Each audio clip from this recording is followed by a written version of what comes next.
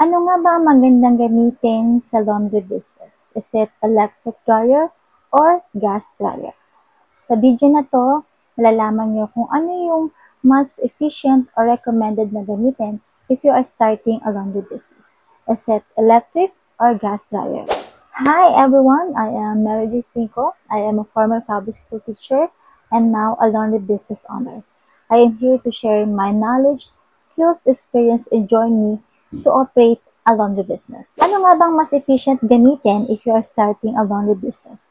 Is it electric dryer or a gas dryer? Before that, I'm going to share to you my story when I'm starting a laundry business. 2 years ago, nung nag-start kami ng laundry business namin, way back 2023.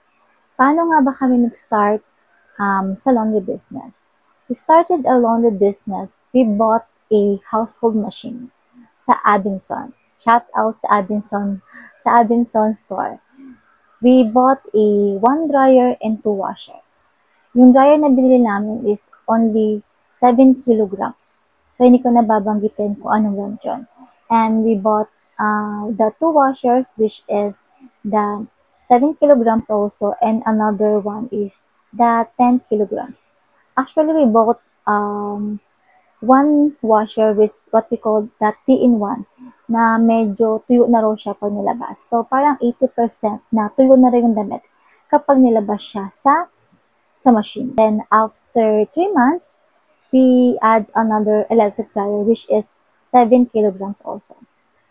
And then, after 11 months, we put up a second branch, which is the modern type of the laundry business, which is meron na siyang self-service and the full service.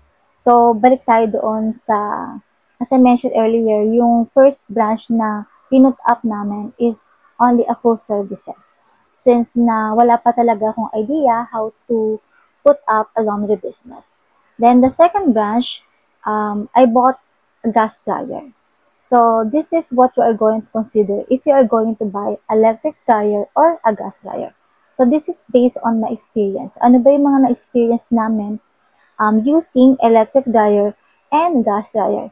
Nakakakuha rin kayo ng tips.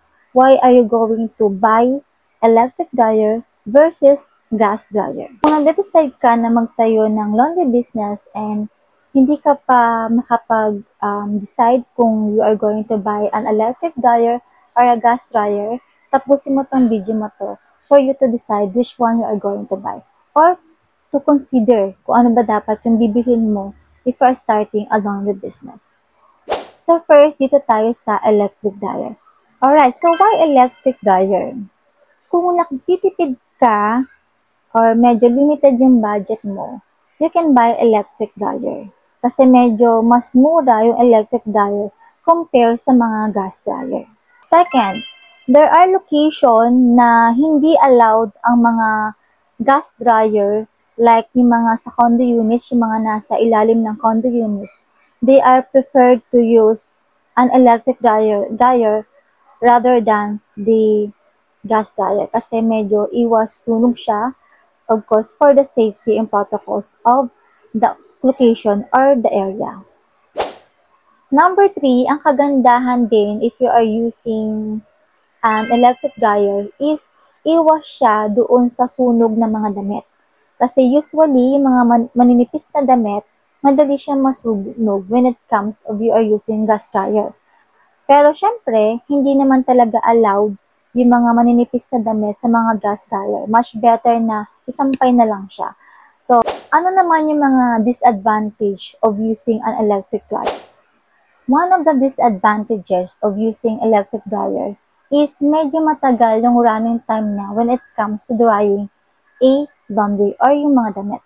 Kasi tumatagal siya ng 1 hour to 2 hours. So, may ginagawa kaming technique para mapabilis yung proseso. Pero, hindi naman talaga totally na sobrang bilis. So, what we're going to do, kung talagang gusto mo talagang gumamit ng electric dryer, is ihiwalay mo yung mga maninipis at makakapal na damit. Ano ba yung mga maninipis na damit? Like for example, yung mga cotton na damit, yung mga short na medyo maninipis, and yung mga kapal na damit is I'm referring sa mga pantalon or jackets. Kasi once pinagsama mo siya doon sa dryer, lalo na if you are using electric dryer, medyo matagal ng process at mas lalong nagmo-moist or nababasa yung maninipis na damit na kasama yung mga makapal na damit. If you are really want to use electric dryer, so ito yung mga tips na pwede kong ibigay sa inyo kung talagang gusto nyong gumamit ng electric dryer. Much better if you are using or you are going to buy an inverter dryer. So, beware kayo sa mga ganyan. Mas better kung inverter dryer yung gagamitin nyo kasi mas tipid siya sa kuryente. So, based on my experience, we are using inverter dryer or inverter electric dryer na medyo tipid sa kuryente. Pero of course, we are just using 1 to 2 electric dryer, kaya hindi ko pa talaga masasabi na sobrang tipid na. Pero unlike sa gas dryer, na medyo malaki din yung nakukonsumo namin na gas, for the 3 sets, ngayon kasi 3 sets na yung nasa second batch namin, 3 sets we are consuming 50 kilograms for only 3 weeks. So, depende pa yan. Kasi, we have only 12 rolls a day. So, depende yan sa cycle na ginagamit mo doon sa laundry. So, kung medyo may budget ka, talagang gusto mo yung electric dryer, so much better if you have your solar panel para gusto mong makatipid sa kuryente. Pero, syempre, mas malaki rin naman yung magagastos mo if you are going to use a solar panel. Around 150 to 200,000. Depende sa machine na gagamitin mo. Actually, I'm not sure. Pero, ayan din yung isang plan ko if I am going to use an electric dryer. Mas plan ko is to have a solar panel para medyo tipid sa mga bills like yung kuryente nga. But of course, medyo malaki rin naman yung mga gastos mo if you are going to use a solar panel. So, it is actually depende pa rin talaga sa gusto mo or sa plano mo in the future. Alright.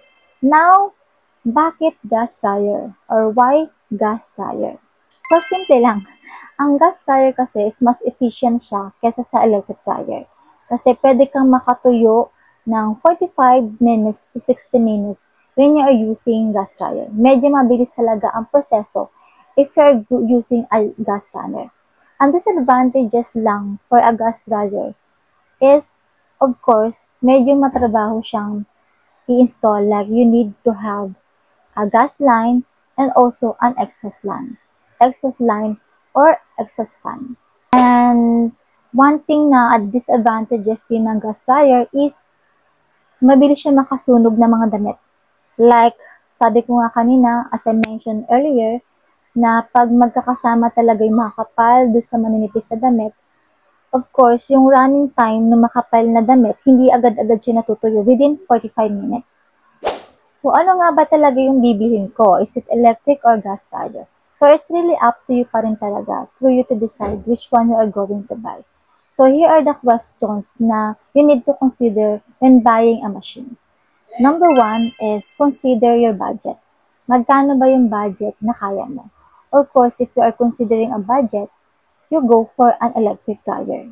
Kasi medyo magastos ang gas dryer because of the gas. Kasi kailangan mo bumili ng gas or gas tank for you to operate your machine.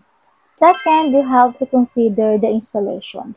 Kung medyo nagmamadali ka at gusto mo talagang mag-start na ng laundry business, the easy way is an electric dryer. Kasi sa electric dryer, you don't need to install gas line and exhaust fan or exhaust line. Unlike sa gas dryer na kailangan mo pa talaga mag-install ng gas line and exhaust fan.